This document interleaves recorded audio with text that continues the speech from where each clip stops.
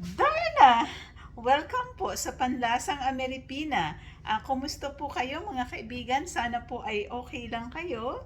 Saan man po kayong panig ng mundo, sana po ay masaya kayo. Magandang umaga, magandang hapon at magandang gabi po sa inyong lahat. Ngayon po ay gagawa tayo ng napakasarap na putahe na isa ito sa paborito kong ulam nung ako po ay nasa Pilipinas pa. At namimiss ko na pong kainin itong putahing ito. Gagawa po tayo ng ginisang talbos ng kamote sa sardinas. Ito po ang mga ingredients niya. Talbos ng kamote. Binigay lang po yan sa akin ng aking kaibigan na Pilipina. At may kamatis po tayo, onion. Siyempre, hindi po mawawala yung Lego sardines. At yung pong garlic. At lalagyan ko po siya ng hiniwa-hiwang sili para may konting sipa ng anghang. At lalagyan ko po siya ng ground ginger or luya. At lalagyan ko din po siya ng kalamansi para po mawala yung lansa. At igigisa ko po siya sa butter at konting Himalayan salt po. Nilagay ko na po yung butter. Tunaw na yung butter at ilalagay na natin yung onion. At lulutuin po natin yung onion hanggang sa mag-brown siya. Medyo brown na po yung onion, kaya ilalagay na po natin yung garlic. Yan, lutuin po natin yan ng mga 1 minute. Luto na po yung garlic niya at ngayon po ilalagay ko na yung kamatis. At lutuin po yan natin ng 1 minute ulit. Ayan po, ilalagay ko na po yung talbos ng kamote.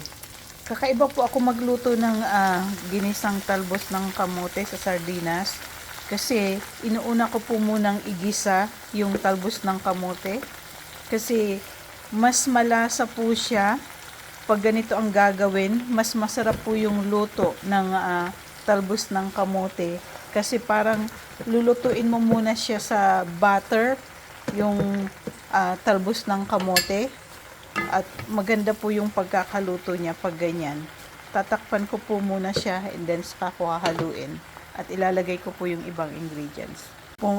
Ito po mga kaibigan, ginisa ko na yung luto na yung talbos ng kamote.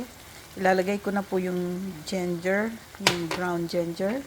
At yung sardinas niya. Ayan po.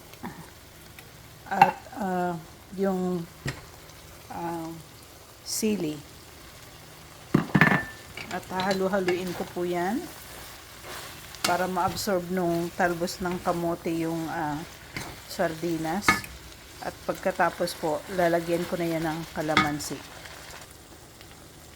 After 1 minute po, ilalagay ko na yung kalamansi niya para pang patanggal po yan ng lansa.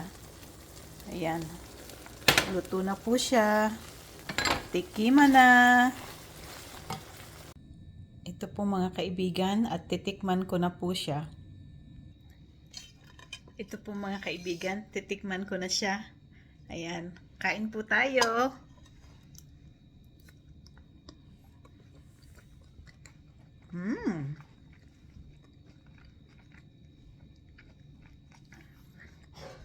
Wow.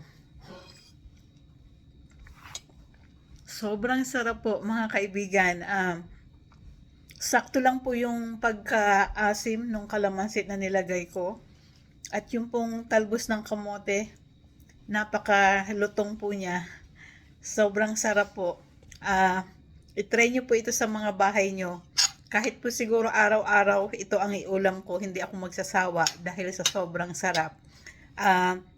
Maraming salamat po sa mga new followers ko at sa mga nag-heart, nag-likes at nag-share po ng videos at ng reels ko. Sobrang na-appreciate ko po kayong lahat. At patuloy po nating suportahan ang isa't isa.